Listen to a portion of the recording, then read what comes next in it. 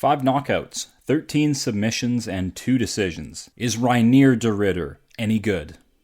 A fresh new problem has burst onto the scene at 185, and that would be the Dutch Knight, Reinier de Ridder, a double champion from the One Fight promotion who has now 3 wins in the UFC in just his first year. He's broken through to somewhat of the mainstream after running through Bo Nickal and serving up some humble pie on the world stage. But that was just last week, and he's already booked to fight former champion Robert Whittaker this summer.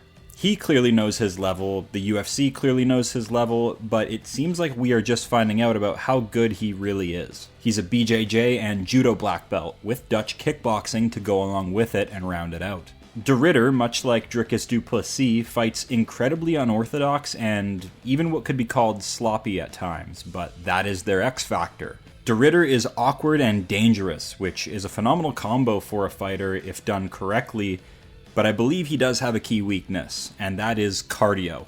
But more on that later. After the Nickal fight, his resume is really starting to stack up, and if he can find a victory over Robert Whittaker later this year, we'll know he's the real deal for sure. Reinier de Ridder, a relentless grappling threat that bullies his foes into submission. Strike accuracy, 61%. Strikes landed per minute is 3.2. Strikes absorbed per minute is 2.2. Both low numbers, but RDR is more focused on a grapple-based attack. Even if he did just come off a TKO win over Bo Nickal, it all begins with the grappling for him. Takedown average of 4.7. De Ridder is going to put your wrestling to the test. Submission average of 1.3. He goes for a submission and typically gets it. The stat isn't low because he isn't trying enough, it's because when he goes for a submission, he does it at the right time and secures it. Takedown accuracy of 39%, a strike defense of 44%, takedown defense 67%, knockdown average 1.3, and an average fight time of 7 minutes 23 seconds. Strengths are BJJ and Judo black belt, a deadly clinch, and long weapons. Weaknesses are his unorthodox striking technique and can't be the nail. Reinier de Ridder wins his fights by being too big and too much of an intimidating presence for his opponents to avoid. He likes to rob them of their space, back them up against the cage, and take them down. He's an elite ground threat with 13 submission victories to his name. If his opponent's defense isn't up to par, he slices through them like a hot knife through butter in transition. De Ridder has only gone to the scorecards twice in his pro career, and this is impressive, but also highlights an issue of his that I think we need to examine: his gas tank. He expels a lot of energy getting his takedowns, and when you're as big as he is, scrambling takes a lot out of you. He quit due to exhaustion against Anatoly Malikin and was really struggling against Mearshart, who's nearing 40 and has never been elite level. Just an off night? Maybe.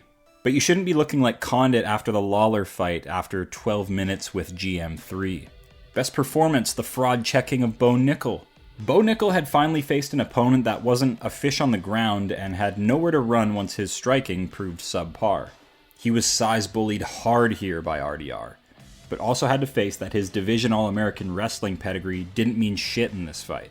Must have been a real shock for Bo. He became so used to dominating lesser foes, when RDR proved to be too big and too skilled, he fell apart rather quickly. De Ridder shut down a specialist in this fight, and that in and of itself is very impressive. Say what you want about Bo Nickal, but he is a great fighter, coming from ATT and having the background that he has. Most fun, his debut against Gerald Mearshart. This fight was fun because it was shockingly competitive. GM3 was landing some good volume early on, but got dropped by a supreme combination from De Ridder. Then it got rather zesty. They both were looking for the finish and gassed each other out doing so. RDR could barely get to his feet at the end of the second round and looked completely exhausted. He's trying a bit too hard to find the finish in moments, and is making beginner-level cardio mistakes against world-class comp. If this wasn't a journeyman like Gerald, he's going to get finished if they can gas him out. But a slop fest of epic proportions. I enjoyed this one thoroughly. Now let's take a look at the career. Solid fraud checking and humble pie serving against Bo. No complaints. Showed he's very problematic against wrestlers who don't have hands. Kevin Holland. Hard to gauge these Kevin Holland fights in all honesty because we never know when he shows up to win or not. But De Ridder did correctly identify the easiest path to victory in this fight and took Kevin down in the first 10 seconds. He's too heavy on top, and Holland would never be able to buck him off and escape, and RDR found his rear naked choke. Slop fest of the highest degree against GM3. Feel like I've gone into this one in depth enough for you guys, so we'll move on. Just check out the fight. In his entire pro career, de Ridder has only lost to one man, and that is Anatoly Malekin, a former heavyweight in one championship who cut down in weight to challenge him. Malekin shucked off the early grappling attempts with pure strength and was able to defeat him twice. One by TKO and one by RDR being too exhausted to continue after a prolonged beating and failed grappling attempts. This method of avoiding RDR's game will be tricky to replicate, but it has been demonstrated, albeit only on 2 occasions by a hulk of a man like Malekin. RDR was finally out-physicaled for the first time, and his physical gifts were stripped away from him, and he started getting ripped up on the feet with big shots. He's a big guy, so he's also a big target. Let's remember that moving forward. He's going to take on Rob Whittaker, who is a supreme striker and a guy we know that can go 5 rounds easy. It's going to take a lot of composure from both to run their games here. Does RDR get pulled into deep water, or can he submit Whittaker, which could prove easier than he might expect after seeing what Chimaev did to him? Reinier de Ridder brings to the cage smothering pressure and intelligent clinch work and submissions. Gaps in his defense open up as his cardio drains, but he's in pursuit of a finish from the opening bell and often gets it. But this sport demands evolution, and he may need to dial back his efforts in order to grapple the world's best without draining his cardio so much. But so far so good, and he's on momentum, so let's see how far the Dutch Knight can take it. Reinier de Ridder is B tier, a double champion in a lesser org, but slowly piecing together a title run in the UFC.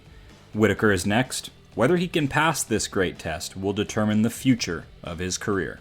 As always, thank you for watching, and drop your favorite RDR moment down below.